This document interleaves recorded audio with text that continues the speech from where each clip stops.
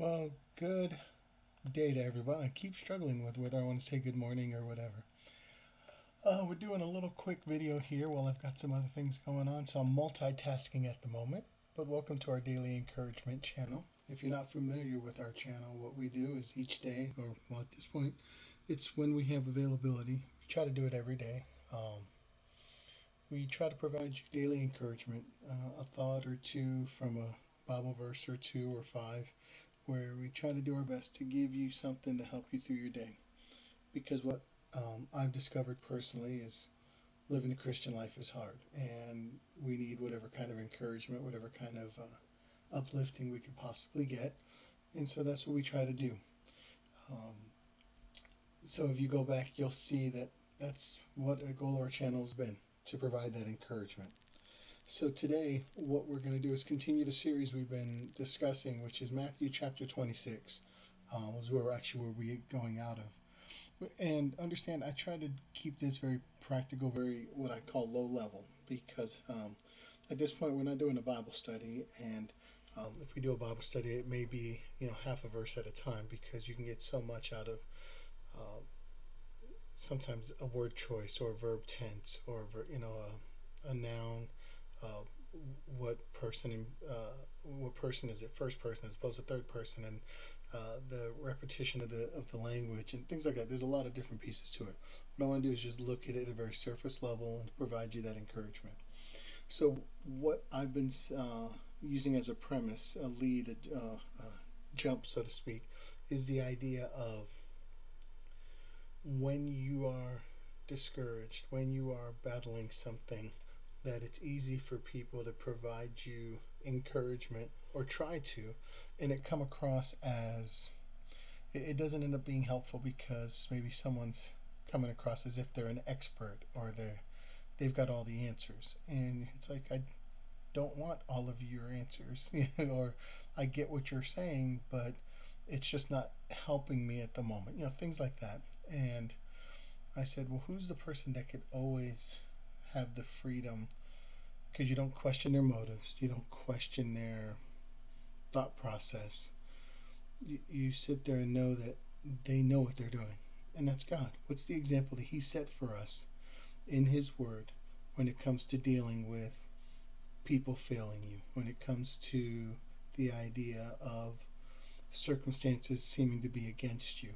What do you do? And like, well, what did Jesus do each time? What did He do he was um, when He was tempted? He quoted scriptures. He always relied on the Bible. He relied on the connection with His Father. So I said, that's what we want to use as an example. So in Matthew 26, we start seeing the steps going towards His eventual crucifixion, the betrayal, His crucifixion, and ultimately His resurrection. So in 26, we've talked a lot about the interactions with the disciples and how Jesus was about doing the thing He came to earth to do. And with the last video we did, we talked about Judas being called out, the fact that he was the betrayer. So we're going to start in verse 26, and what we've got here is what we call communion today, or the Lord's Supper. And Jesus said in verse 26, as they were eating, Jesus took bread and blessed it and brake it and gave it to the disciples and said, take, eat, this is my body. And He took the cup and gave thanks and gave it to them, saying, drink ye all of it, for this is my blood of the New Testament, which is shed for many for the remission of sins. But I say unto you, I will not drink henceforth of this fruit of the vine, until that day when I drink it new with you in my Father's kingdom. And when they had sung an hymn, they went out into the Mount of Olives. Now, the one point I want to bring out there is there are some people that teach that this was Jesus actually giving His blood and actually giving His body, like making it a physical actuality, when the teachings I've grown up with, it's the idea of the representation. It's almost a memorial.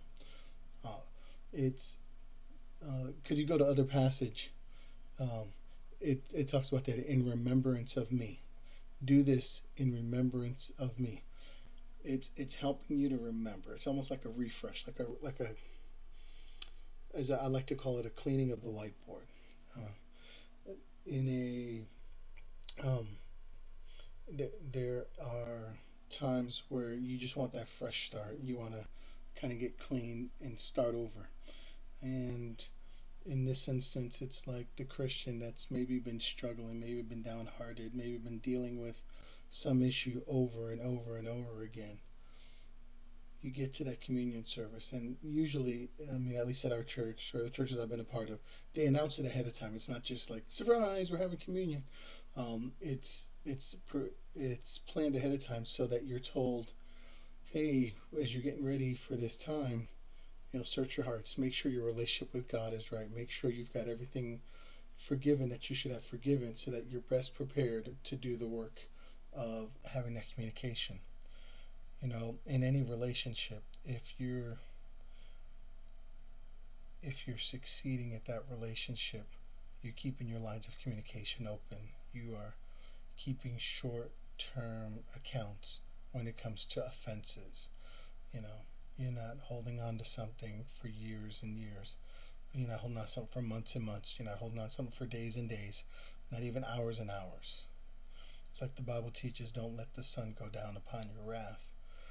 If you're angry and you're hostile towards a sibling, a child, a spouse, a parent, you should reconcile that before you go to bed, before you let time go, because the longer you let it go, the harder it is to reconcile that. And it can damage relationships. One of the things I've seen over the last couple of years is the damage in relationships, because there's that bitterness and hostility and anger that gets held on to and it doesn't get let go of, and it ends up directing that person to have a poor relationship. So that's why before communion, it's like, hey, take time, spend time with God as you do this, because you want to partake of this communion, you want to take of this memorial, and you want to do it in the right spirit, in the right attitude, and in the right relationship. So then we go to verse 31. It says, Then Jesus saith unto them, All ye shall be offended because of me this night, for it is written, I will smite the shepherd, and the sheep of the flock shall be scattered abroad.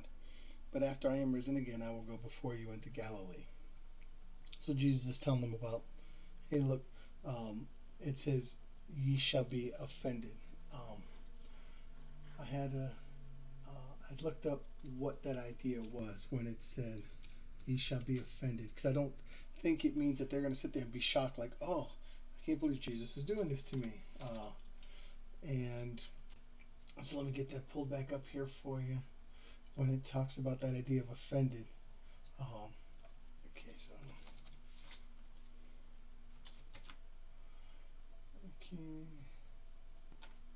okay, one commentary on it said, "You will fall away on account of me." So it's like you're going to struggle in your relationship because your relationship with me is going to change. It's going to be because of something that's about to happen, something that you're about to see.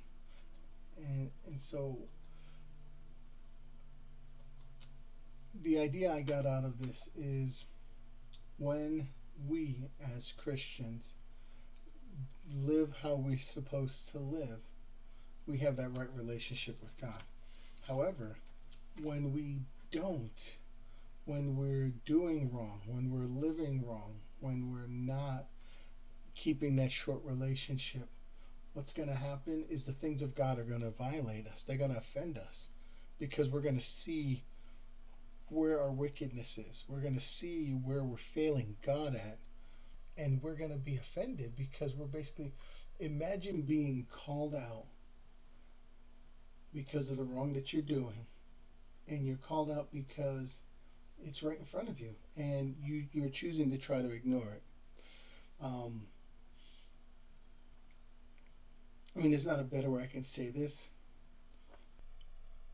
Jesus has a standard that he sets because of his character, because of who he is.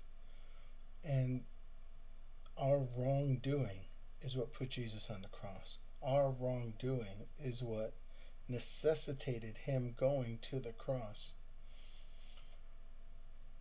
And it says, all ye shall be offended.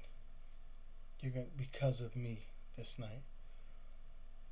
Because of your whether it's your hard-heartedness, whether it's your blindness to your own sin, whether it's your ignorance, whatever it might be, my character, my truth, my person, who I am, is going to offend you.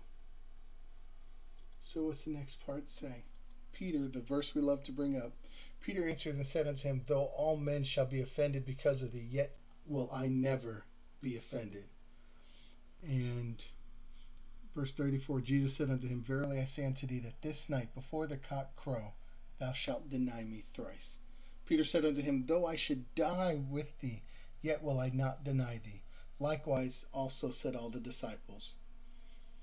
And we're going to stop there because the next part is when Jesus goes to pray. But I want you to think about that. Peter was so bothered at the idea, like, no, Lord, I will be by your side. Now, I don't say this to persecute Peter or to mock Peter, because I think we do that all the time. We say, Lord, please forgive me for this thing, and I'm going to stop doing it. Or I'm going to stop being angry. Or I'm going to stop with foul language. Or I'm going to stop with I'm going to work on the bad thoughts. Or, maybe there's a particular action you're taking.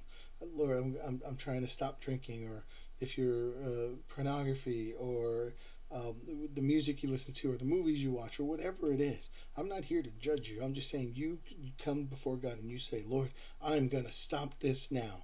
And sometimes within minutes, days, weeks, months, whatever it is, you fall again.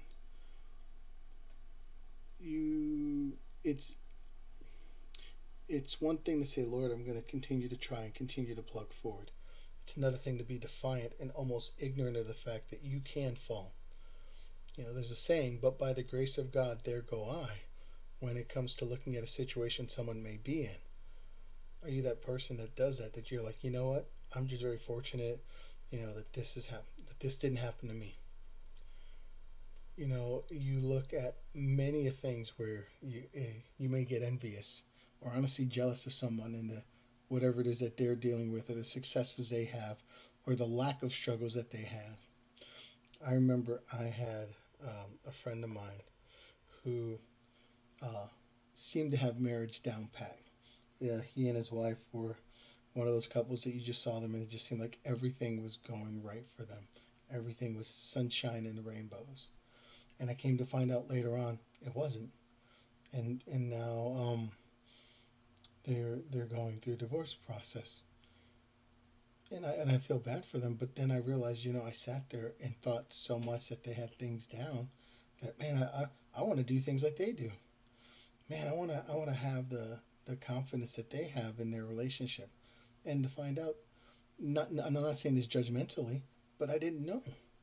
So the standard I should be looking at, one, is setting it to God's standard, but two, understanding that, but there by the grace of God go I.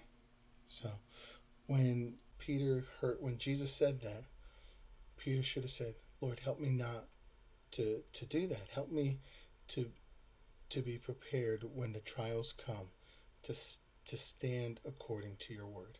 And again, I'm not condemning him, because I think many of us, if we'd been in that spot, we would have done the same thing. We would have said, no, Lord, that'll never happen. That won't be me. So what about you today?